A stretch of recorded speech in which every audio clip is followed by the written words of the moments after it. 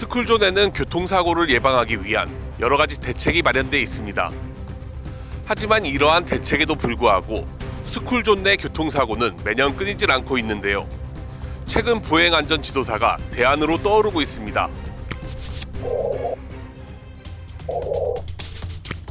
지난 2023년 5월 어린이 보호구역인 학교 앞에서 9살 어린이가 버스에 치여 숨지는 사고가 발생했습니다.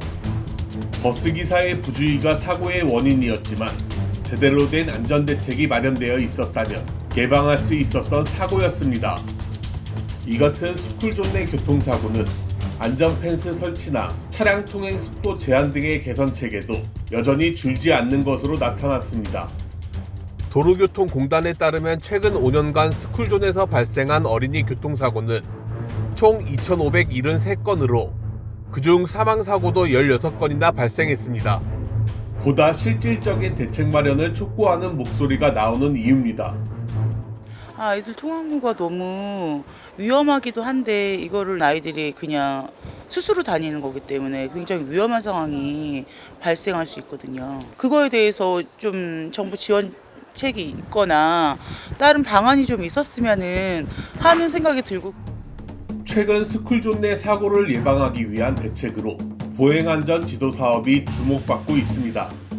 어린 학생들의 안전한 통학을 돕는 보행안전 지도사를 스쿨존 내 배치하는 사업으로 그간 녹색어머니회 등 학부모들의 자발적인 활동에 기댈 수밖에 없었던 한계에서 벗어나 정부와 지자체가 직접 나서 관리한다는 것이 특징입니다.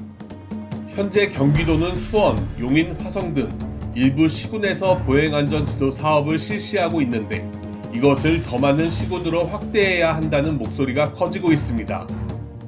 이게 이제 재작년일 겁니다. 경기도의 한 초등학교 스쿨존에서 초등학교 2학년 학생이 이제 학교를 가다가 버스에서 치여서 사망한 사건이 일어났고요.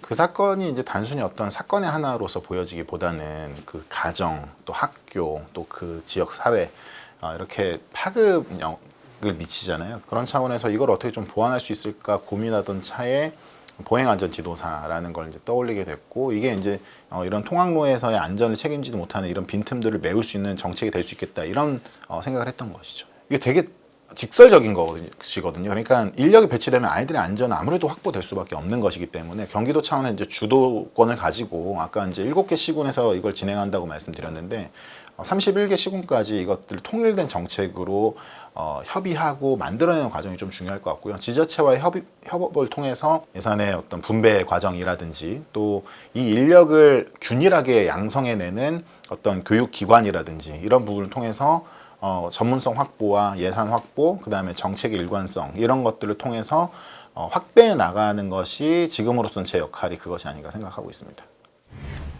통학안전에 대한 경각심이 높아지고 있는 가운데 보행안전 지도 사업이 아이들을 지키는 근본적인 대책이 될 수 있을지 주목됩니다.